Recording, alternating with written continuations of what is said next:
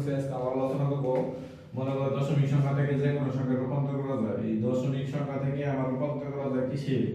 এই দশমিক থেকে আমার যায় হলো বাইনারিতে রূপান্তর করা যায়, এই দশমিকটা আমার অক্টালে রূপান্তর করা যায়, এই দশমিকটা আমার হেক্সাডেসিমালে রূপান্তর করা যায়। মনে করো দশমিক হলো 126, 126 একটা সংখ্যা, দশমিক সংখ্যা। এই দশমিক সংখ্যা থেকে আমি যে কোনো সংখ্যায় রূপান্তর করতে পারবো, যেমন বাইনারিতে রূপান্তর করা যাবো, অক্টালে রূপান্তর করা যাবো, হেক্সাডেসিমালে রূপান্তর করা যাবো। আমি এটুকু বলছি। এই দশমিক সংখ্যা থেকে আমরা বাইনারিতে গেলে 2 দ্বারা ভাগ করবো, অক্টালে গেলে 8 দ্বারা ভাগ করবো, হেক্সাডেসিমাল 16 দ্বারা ভাগ করবো। এটা হলো নিয়ম। তাহলে 126 থেকে আমি যদি বাইনারিতে যাই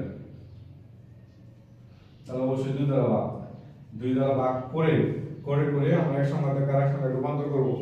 যেমন 126 এর মধ্যে যায় 60, 63, অবশিষ্ট 0। 60 থেকে 120, 3 দুগুণে 6, হ্যাঁ। আবার 2 দ্বারা গেলে যাবো হলো আমার 31, অবশিষ্ট 1। আবার 2 দ্বারা গেলে যাবো 15, 12, অবশিষ্ট 0। আবার যদি আমি 2 দ্বারা যাই 7 দুগুণে 14, অবশিষ্ট 1। আবার 2 দ্বারা গেলে 3, অবশিষ্ট 1। আবার 2 দ্বারা গেলে যাবো 1 বার, অবশিষ্ট 1। আবার 2 দ্বারা গেলে যাবো 1 যায় না 0, 1। হিসাব উপর নিচ থেকে উপরের দিকে।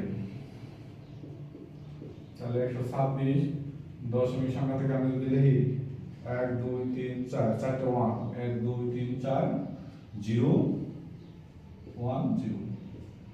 এটা হলো আমার কি দশমিকের রূপান্তর। এইভাবে আমি যদি ইচ্ছা করি তাহলে অক্টালে যেতে পারবো, হেক্সাডেসিমালে যেতে পারবো। আমি যদি অক্টালে যাই এই 2 এর জায়গায় কত দ্বারা ভাগ করবো? 8 দ্বারা। আমি যদি হেক্সাডেসিমালে যাই তাহলে 2 এর জায়গায় কত দেবো? 16 দেবো। এইভাবে এক সংখ্যা থেকে আরেক সংখ্যায় রূপান্তর করতে পারবো আমরা।